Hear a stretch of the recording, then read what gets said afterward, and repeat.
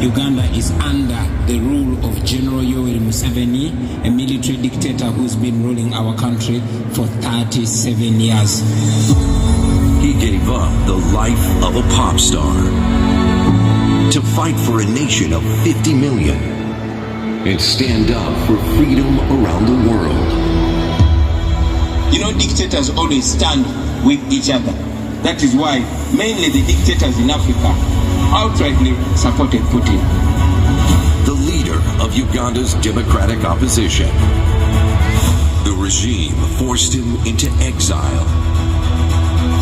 Brian, the UN, local and international human rights groups are all criticizing the Ugandan government for the extreme violence the opposition is facing.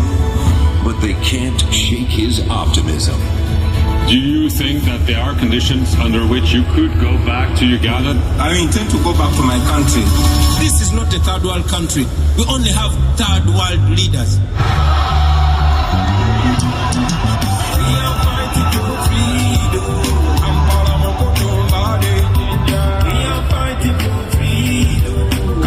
Please get on your feet for our 2026 hero of democracy, Bobi Wine.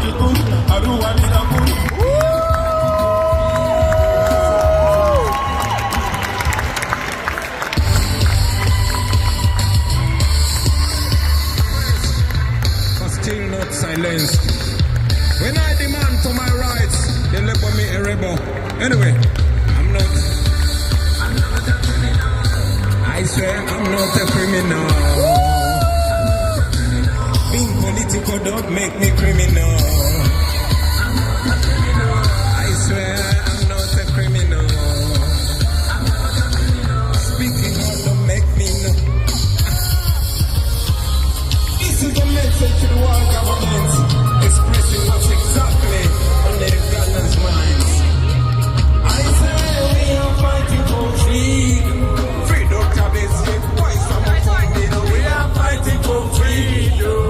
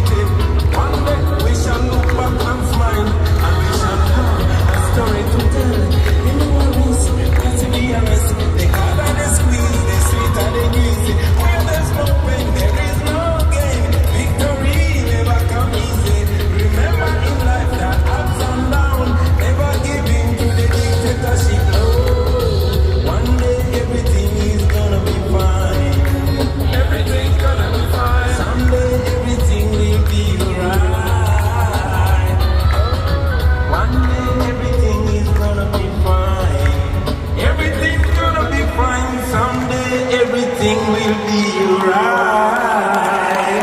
Thank you.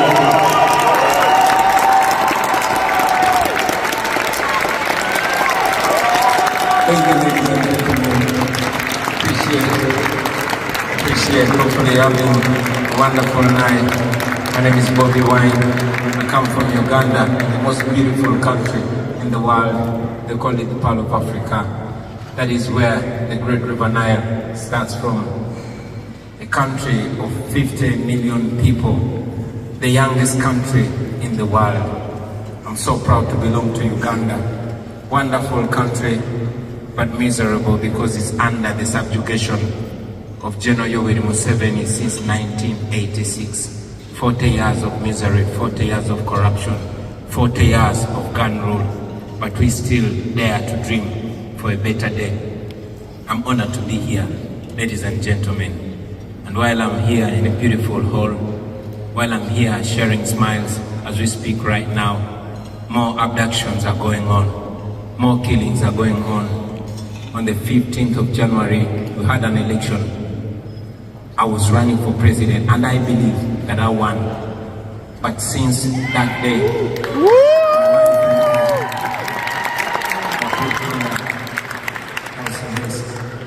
I managed to escape. But again, we celebrate. While I'm here, I'm representing the people of Uganda. I'm not here as an exilee, no. I'm here as a spokesperson for a country called Uganda. A country of people that refuse to give up, that dream against dreaming, that hope against hope.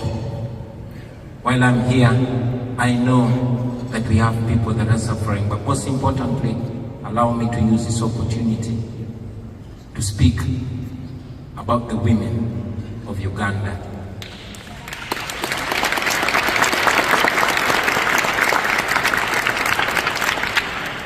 While so many people are bearing the pain, but the women of Uganda in a very special way are standing in the gap.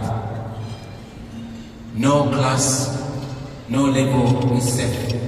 From the woman that sells in the market, right to the new First Lady of Uganda, my own wife, who was raided on the 23rd of January, beaten up by more than 70 soldiers that broke into my house, stripped my wife naked as they filmed, and General Muhoozi Kainerugaba, who is the Chief of Defense Forces and son of General Museveni, who is the President of Uganda, tweets naked pictures of our comrades, tweets subjugated pictures of my wife with pride, celebrating that he's winning. But not just my wife, the strong women that go up to paying the ultimate price. Women like my sister, Edith Katende, the wife of the spokesperson of our party, Alex Waiswamafumbiro, who died a few days ago when the husband was even denied chance to nurse her and even denied opportunity to lay her to rest. Women like Irene Nachibuka, who was so much of my fan that she had a tattoo of my name on her leg. That was reason enough to kill her, and she was buried. Women like Monica Chibalama, the wife of John Bosco Chibalama, my friend, who was abducted and kept missing for 7 years. The wife demanded for him, refused to give up, until one day she was also found suspiciously dead in her house. Women like Fauzia Natalie, who we fondly call Mama Chirine, the wife of my personal political assistant, whose house was raided and she was picked up by the military in full view of cameras, all that is recorded. She's kept in military detention for 37 days, even against the court order. Women like Agatha Nazua, who we fondly call Blue Tick, she was abducted and she's still missing. All mothers, daughters, wives and spouses of the political prisoners. Female political prisoners like Olivia Lutaya, who has spent years in prison for simply wearing a t-shirt that has my picture on it. Women like Sauda Madada, women like Doreen Kaija and many others, we hold them in high regard. But most importantly, ladies and gentlemen, we look at the solution and not at the problem. Now that we know the problem, now that it's clear that Uganda is under dictatorship like many other countries, and now that I have the opportunity to speak for those millions of people, to the modern world, to the United States of America, who we know is the world's biggest democracy, we request you not to continue supporting dictators in Africa, not to continue choosing diplomacy over democracy, not to continue choosing business over human rights, because the dictators in Africa and particularly in Uganda rob our countries, plunder our countries, and they invest and come here and enjoy those monies. These are dictators that abuse democracies, but they enjoy and benefit out of them.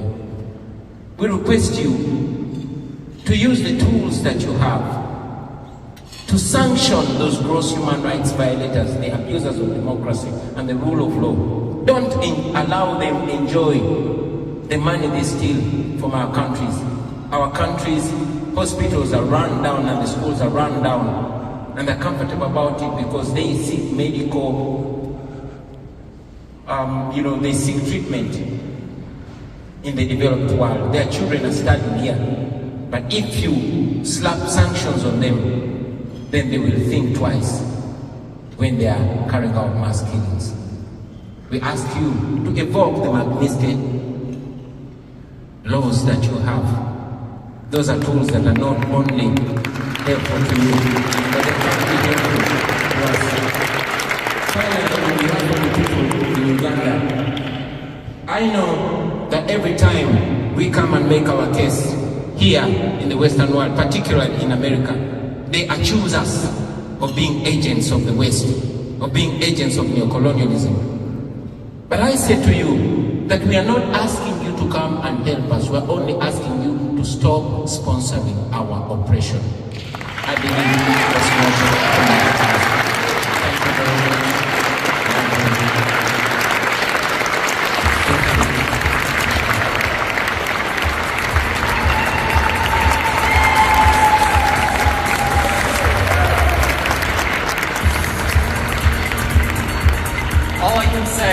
All I can say is that on behalf of the Renew Democracy Initiative, we are truly honored to be able to recognize Bobi Wine here today. Thank you, Bobi.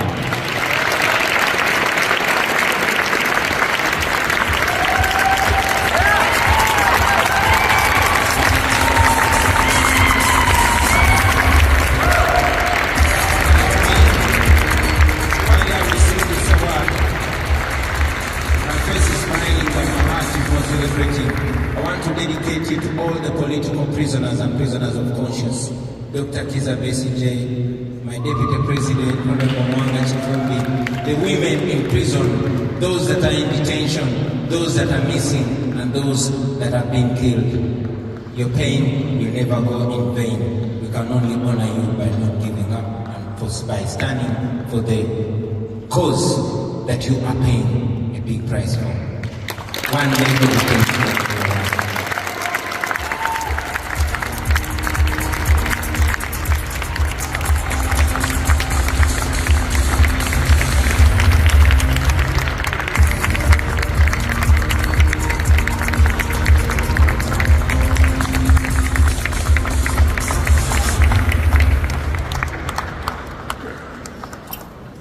That was incredible.